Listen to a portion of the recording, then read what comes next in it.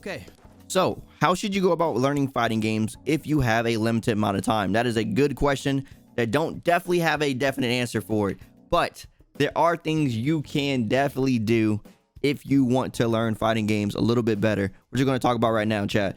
So anyway, the first thing you should definitely know is that fighting games is a lot of problem solving. So problem solving is going to be something that's going to be always something that you're going to always be thinking about when you're playing matches. You know, why did this work here? Why did I get hit here? Or what was that situation? What was that setup? You know, why am I always getting put in bad situations where I'm forced to block over them? Stuff like that. You should always be asking yourself questions as you're playing matches, win or lose. This is just a common thing that should be happening so you can learn how to adapt in situations. Now, the things you should definitely be realizing when it comes to actually playing games is, one, training room is definitely more than combos. A lot of people get so stuck on just working on their one player stuff. You know, they had all the things where they can knock you down.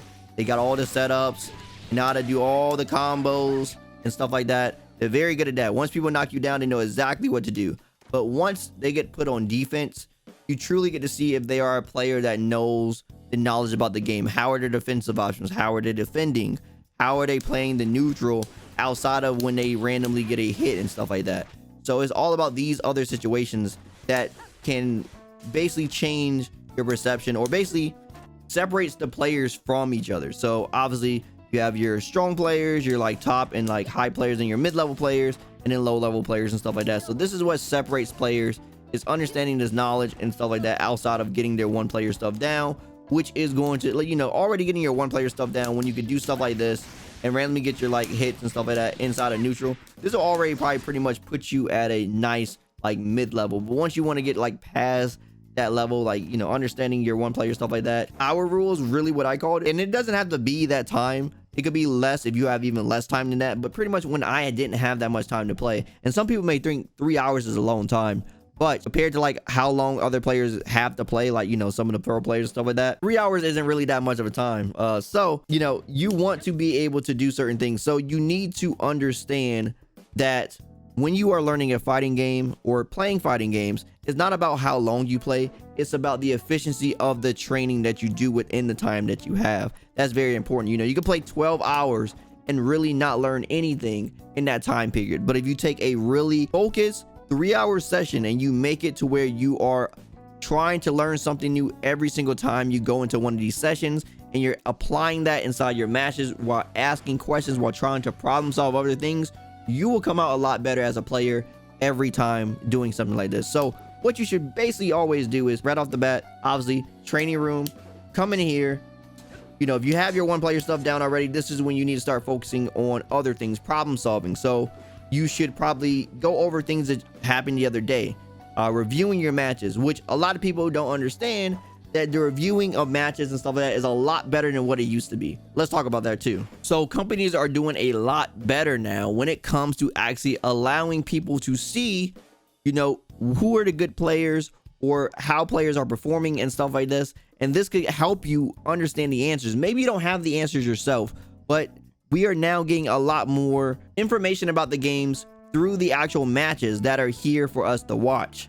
As you can see, there's a bunch of different matches. You can filter this with different characters. You can see like who's on top of the leaderboards right now, what characters are here, and you can just pretty much go down and see, okay, who is good, what is a good, like, you know, you could even search up matchups too. So if you want to see a specific matchup, you can see specific characters. If I want to just see I'm a Amelia player, or say if you're struggling with, I don't know, Jacko, he was like, man, I want to understand Jacko more. I like, you know, my Jacko's not that good. I want to see some better Jackos. You could go here, you start seeing some better Jackos, right? Okay, this is the #1 Jacko right now. So you can watch this person play the character and understand more things about what they're doing. You can even go more into specifics, like I was saying, by doing filters of, I think you can do filters of matches too. Don't quote me on that, maybe. But, you know, you can definitely do filters of certain things like this and help you understand certain things that you didn't understand before. And this is something they've been rolling out for a minute. Like Street Fighter 5 had this, Grand Blue Versus, Dragon Ball Fighters.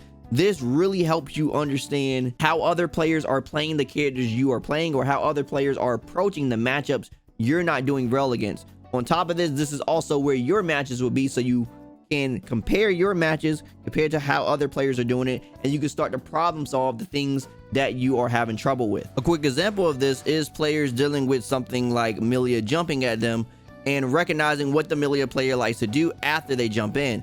So, you know, there's a couple options that Millias typically do when they jump in.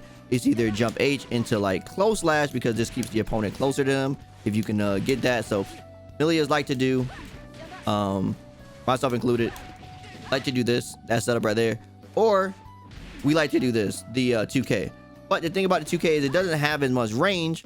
So if you realize that, if you watch the matches later, it's like, okay, is there something I can do to like stop this situation? And is you FD the H hit. If you FD the H hit, it pushes Millia out enough to where you can punish her instead, right? Because it will make it whiff. You probably didn't realize that she got pushed out as far, and then you can get a punish. So just understanding situations like that help you out. Or maybe you couldn't figure that out yourself. Maybe you didn't know, but watching another player deal with the matchup, you can. So the 3-hour rule, or the 1-1-1 rule, is pretty much like 1 hour training room going over things that you didn't know before. Then you want to play matches and apply the things. Now, when I say apply, I mean really go for the things you are trying to do. Sometimes in like when you're even trying to apply it, sometimes people go as far to even like putting themselves in the situation on purpose to try the thing that they need to go for. So, you know, if you need to like, you know, make a certain situation happen or try to get it to happen, then these are type of things you should probably think of when you're trying to do it. You may lose more when trying to apply the things you're going to do. That just is what it is, right? If there's a new combo that you're not good with doing, or, you know, if it's a really hard defensive option that you're not used to doing, and if you mess up, you kind of just die. These are things that you're going to have to be willing to actually deal with in order to actually apply these things, because you want it to happen while you're doing matches online, not when it's in tournament where it matters and stuff like that.